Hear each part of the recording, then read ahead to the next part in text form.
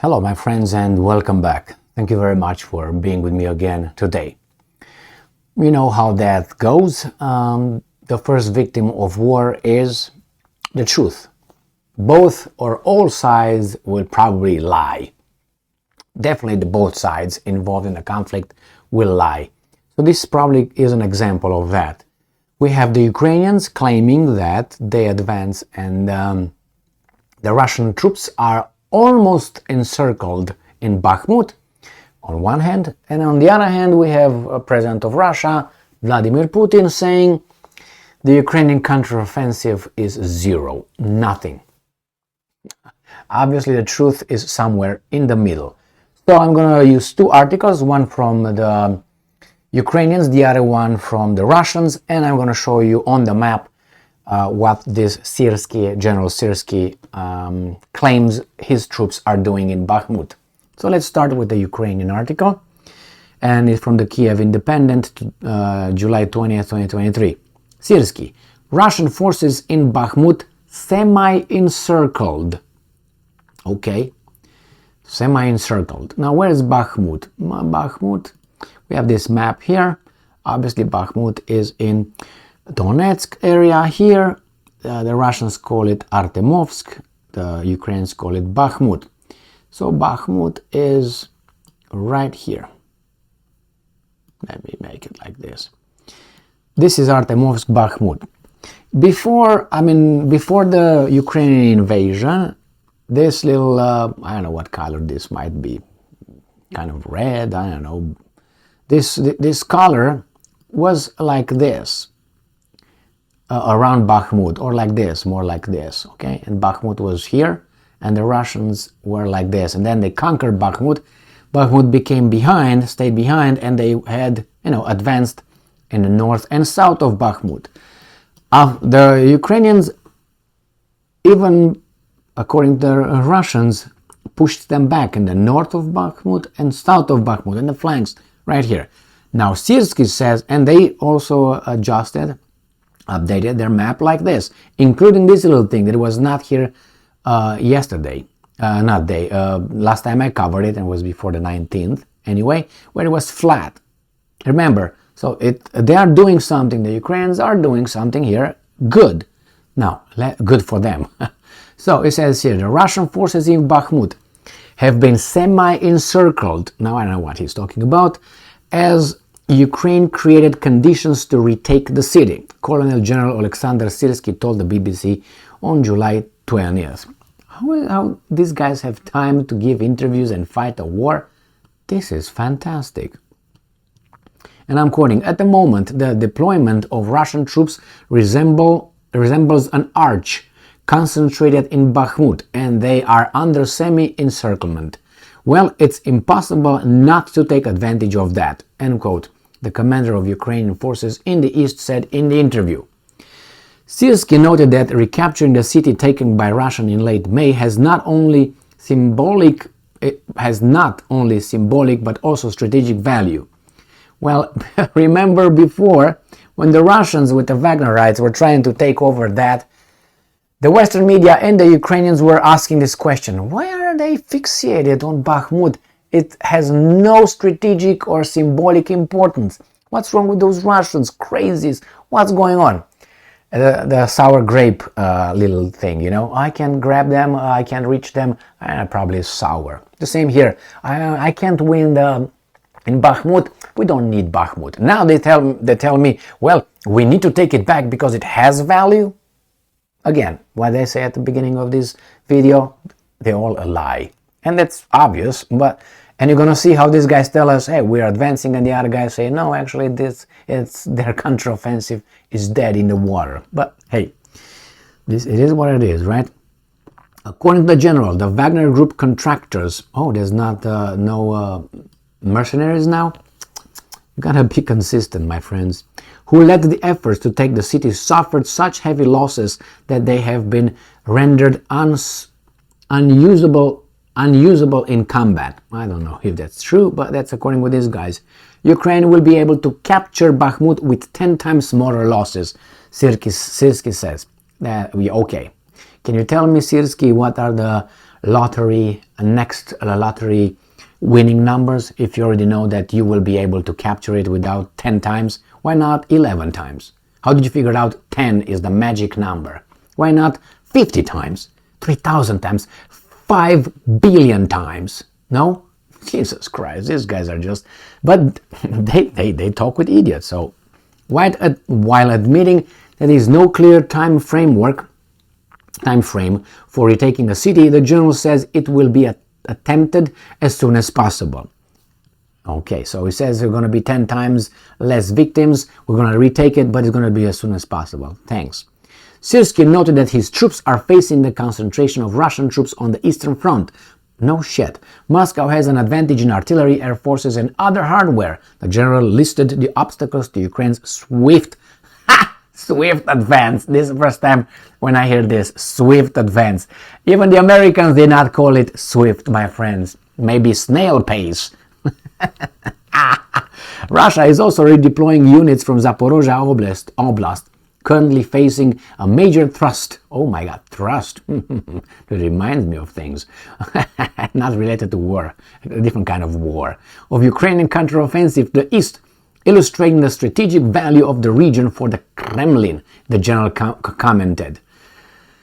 In spite of this, Syrsky's troops advance 500 meters to 1 kilometer every day. Jesus Christ. Well, since when? Month ago, they would be about what? 30 kilometers. Is it true? No. I didn't start a month ago. They started more than a month ago, didn't they? I think so. Anyway, but details, come on, and mathematics here. Recapturing land and preventing Russian forces from taking the initiatives. If and when I make the videos on the daily update of the Ukrainian front, the Ukrainians say that they are trying to repel the Russians' attacks and advance. They tell us that in, Liman, Bakhmut, Marinka, Avdiivka, and it's another one that right now escapes north of Liman. Krematorsk, is it? Let me just pull the map here. I don't want to... Okay, Kupiansk, I'm sorry. So the Ukrainians report in their daily update that is Kupiansk, Liman, Bakhmut, Avdiivka, Marinka front, where the Russians are advancing. And now they tell us that no, actually they are just running away. That happened yesterday, the day before. I covered it in my daily updates of the front. Anyway, let's go and see this Bakhmut. So he tells us the General Staff of Ukrainian Armed Forces reported in July 19 that Russian troops have been forced to retreat from positions near the village of blah blah blah of Bakhmut. Okay. Earlier, the military reported advances also on Bakhmut's southern flank. As I said before, Deputy Defense Minister Hanna Maliar said on July 17 that the Ukrainian troops liberated 7 square kilometers in the Bakhmut direction over the past week. Good job. Now, let's go with these guys. Let's see what these guys are saying. Sputnik. Putin. There are no results of Ukrainian counteroffensive. Now, obviously, some would say, he's lying. Others would say, he's lying. Now, they're both lying? Yes, I think so. Now and then. Okay? It's a war, my friends, after all. So, media is too long. View on Telegram. No, thank you. The Russian president said it's obvious that Western supporters of the Kiev regime are clearly disappointed with the results of Ukrainian long-anticipated counteroffensive, and is accurate if you read the Western media reports and those officials from their sponsors. Anyway, and addressing the Russian Security Council meeting on Friday, Putin said that as a result of suicidal attacks, the Ukrainian armed forces have suffered extensive losses with tens of thousands of soldiers killed. Now, you don't have to believe this guy, as you don't have to believe this guy. All right? But keep this in mind, and then after a while, you're going to see who lied more. And I'm quoting. He stressed that despite the constant raids and total mobilization across Ukraine, the Kiev regime is finding it increasingly difficult to drive new reinforcements to the front. End quote. Don't worry, they will come, they will bring those 60,000 and more troops training at the moment in the Western world. Remember, they have about, I know, at least 60,000, but if you count them all coming in, it's going to be more and more and more. They're going to be as many as those guys want to be. As I said many times, I'm suspecting that NATO will bring its military to the border of Ukraine. Over there, they're going to just change clothes or take their little military insignia, put the volunteer shed, Ukraine, take a picture, put that little thing right here as a volunteer, cross the border in Ukraine, and we are volunteers. I suspect that already happened in minor and small number, and will happen more and more if the Ukrainians are not succeeding over there. And we'll see, because they talk more and more about those troops, those volunteers, and those military troops that are trained right now by the Canadians who fought a lot of wars. No insult here, okay? No, I don't want to offend anybody or others, because the Lithuanians are training the Ukrainians. Lithuanians who fought a lot. All right, my friends, doesn't mean they don't know, but how come the Ukrainians don't know? What does you guys make you think that the Canadians might know more than the Ukrainians? Why do you think so? Why? Those guys are actually in a hot war right now. They've been fighting a war since 2014, if you want to go that way. So they've been fighting already 8 years. I don't remember Canada fighting 8 years. Or maybe I don't know. Maybe in Syria and Iraq. Where? I'm not going to take the Second World War, okay? That's a different story. Because then you get the Soviet army. And Ukraine was in the Soviet army. Therefore, alright. Anyway, my friends, these guys are saying whatever they want to say. Why? Because they are involved in a war. I'm just using both of them and call them out. These guys obviously will not say that the Ukrainian counteroffensive is successful, even though I read the Western media and they're not very, yeah, we're good. No. They're like, And then I think yesterday, supposedly, General Milley spoke with supposedly General Zaluzny, who's still alive and well, telling him that yes, we're advancing, we're doing great. Why? Because the West will pull the plug off Ukraine if Ukraine doesn't succeed or has major successes in this counteroffensive. And that's not according to me, it's according to some diplomats that I featured.